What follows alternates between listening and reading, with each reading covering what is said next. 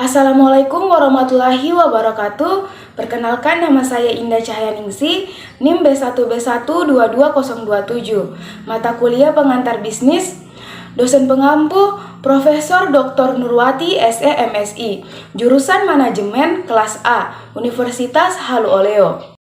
Pada kesempatan kali ini, saya akan mempresentasikan sebuah materi yang berjudul Bab 11, Kompensasi dan Teori Upah. Yang pertama adalah pengertian kompensasi. Kompensasi adalah semua bentuk pembayaran manfaat bagi karyawan yang timbul dari pekerjaan mereka. Nah, di sini ada beberapa tujuan yang tercakup dalam kompensasi, antara lain. Yang pertama adalah kompensasi harus dapat memenuhi kebutuhan minimal karyawan. Mengenai hal ini, sudah ada ketentuan minimal UMR, upah minimum regional dari pemerintah. Yang kedua, kompensasi harus dapat mengikat. Artinya, dengan kompensasi yang memadai, dapat menghindarkan karyawan pindah ke perusahaan lain, terutama karyawan yang terampil, jangan sampai dibajak, ditarik oleh perusahaan dengan iming-iming kompensasi yang lebih tinggi. Yang ketiga, kompensasi harus dapat memotivasi karyawan. Dengan adanya sistem kompensasi yang baik, misalnya memberi insentif akan dapat merangsang semangat kerja karyawan. Yang keempat, kompensasi harus adil.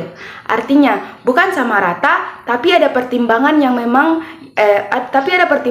matang dan rasional dalam pemberian kompensasi. Jangan ada pilih kasih gaji berbeda berdasarkan etnis atau faktor kedekatan dengan pimpinan. Hal ini seperti akan menimbulkan kecemburuan sosial. Yang kelima, kompensasi tidak boleh statis. Artinya, tidak ada perubahan dalam jangka lama, padahal keadaan ekonomi dan harga sudah naik kesekian kali lipat. Jadi kompensasi harus mempertimbangkan keadaan real pasar di masyarakat. Bila ini tidak diperhatikan, menyebabkan kegelisahan karyawan. Perasaan gelisah yang terselubung ini pada suatu ketika akan meledak dalam bentuk demonstrasi. Dan yang keenam atau yang terakhir adalah kompensasi harus bervariasi. Artinya, kompensasi yang diberikan tidak perlu dalam bentuk uang saja, tapi harus dibuat variasi tertentu dengan mempertimbangkan kompensasi dalam bentuk in natura dan berbagai fasilitas. Nah, setelah membahas tujuan kompensasi, selanjutnya ada perbedaan pengertian upah dan gaji. Yang pertama adalah pengertian upah. Upah adalah dibayar berdasarkan jumlah kerja karyawan. Misalnya, upah per jam 2.000. Jika seorang bekerja selama 8 jam per hari, maka upahnya adalah Rp16.000. Selanjutnya gaji. Gaji adalah komponen yang dibayarkan secara mingguan, 2 mingguan, bulanan, atau tahunan. Pegawai kantoran umumnya digaji seperti ini, yaitu 400.000 atau 1 juta dalam sebulan. Bentuk-bentuk upah atau pembayaran berdasarkan performance ialah yang pertama, upah per potong atau per unit produksi. Yang kedua, insentif, yaitu pembayaran untuk karyawan yang bekerja lebih giat dan hasil kerjanya di atas rata-rata normal. Yang ketiga, merit pay, artinya upah akan meningkat jika karyawan memperlihatkan kinerja yang lebih baik.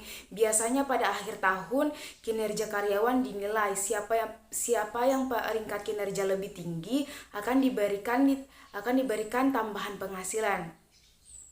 Jadi, PS Work, Incentive Pay, dan Merit Pay adalah bentuk-bentuk imbalan berdasarkan kinerja atau performance karyawan. Selanjutnya, macam-macam benefit yang diterima oleh karyawan. Ada berbagai jenis benefit yang dapat diterima oleh karyawan, yaitu pertama adalah supplemental pay benefits, yaitu benefit yang diberikan kepada karyawan yang tidak bekerja, misalnya karena libur, cuti, atau karyawan dirumahkan, PHK, dan sebagainya. Yang kedua, di negara maju ada kewajiban perusahaan membayar pajak untuk memberi tunjangan kepada para penganggur. Pengangguran disebabkan oleh karena negara yang tidak dapat menyediakan lapangan pekerjaan untuk seluruh warga negaranya. Pajak ini dikumpulkan oleh pemerintah dan didistribusikan oleh pemerintah. Ini disebut unemployment compensation. Yang ketiga, insurance benefit. Ini disediakan dalam bentuk asuransi kecelakaan, kesehatan, asuransi jiwa, dan sebagainya. Yang keempat, retreatment benefits, yaitu pembayaran yang akan diterima oleh karyawan apabila mereka pensiun. Di negara kita ini sudah ada TASPEN untuk pegawai negeri, yaitu tunjangan asuransi pegawai negeri yang akan mereka terima pada saat mulai pensiun. Nah, itulah macam-macam benefit yang diterima oleh karyawan. Teori upah. Ada dua teori tentang upah, yaitu satu, teori tawar-menawar dan teori standar hidup. Teori tawar-menawar menyatakan bahwa tingkat upah ditentukan oleh tawar-menawar di pasaran tenaga kerja. Maksudnya, pembeli ialah pengusaha yang membutuhkan tenaga kerja dan penjualannya ialah calon karyawan, mungkin juga melalui organisasi tenaga kerja sebagai perwakilan mereka.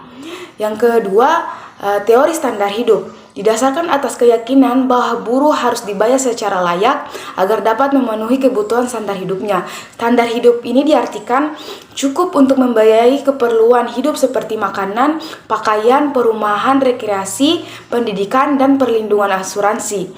Ini adalah suatu aspek tanggung jawab sosial dari dunia bisnis terhadap masyarakat. Dan yang terakhir adalah metode pembayaran upah. Metode pembayaran upah atau dikenal juga sebagai sistem pembayaran upah. Ini terdiri dari 4 sistem. Yang pertama adalah sistem upah menurut waktu. Sistem upah menurut waktu ini dalam beberapa tipe pekerjaan. Kadang-kadang lebih mudah menetapkan upah berdasarkan tanggung jawab yang dipikulkan kepada karyawan dibandingkan dengan produktivitas yang dihasilkannya. Yang kedua, sistem upah prestasi potongan. Sistem ini didasarkan oleh prestasi dari pekerja atau per unit produk yang diselesaikannya. Yang ketiga, upah borongan. Sistem borongan merupakan kombinasi dari upah waktu dan upah potongan. Sistem ini menetapkan pekerjaan tertentu yang harus diselesaikan dalam jangka waktu tertentu. Jika selesai tepat waktunya, ditetapkan upah sekian rupiah. Dan yang terakhir adalah sistem upah premi. Premi adalah hadiah bonus yang diberikan kepada karyawan karena berkat pekerjaan yang ia lakukan telah memberikan suatu keuntungan kepada perusahaan. Nah, sistem upah premi juga mempunyai variasi, yaitu sistem upah Halsey, sistem upah Rowan, sistem upah Taylor, sistem upah Emerson, sistem upah Gann, sistem upah Bedeux, sistem upah Slate Scale, sistem upah Index, sistem upah Profit Sharing, Co-Partnership, Production Sharing, jaminan upah tahunan, dan keuntungan lain. Ya, baiklah, itulah presentasi yang dapat saya sampaikan dari materi kompensasi dan teori upah. Mohon maaf jika ada kesalahan dan kekurangan kata.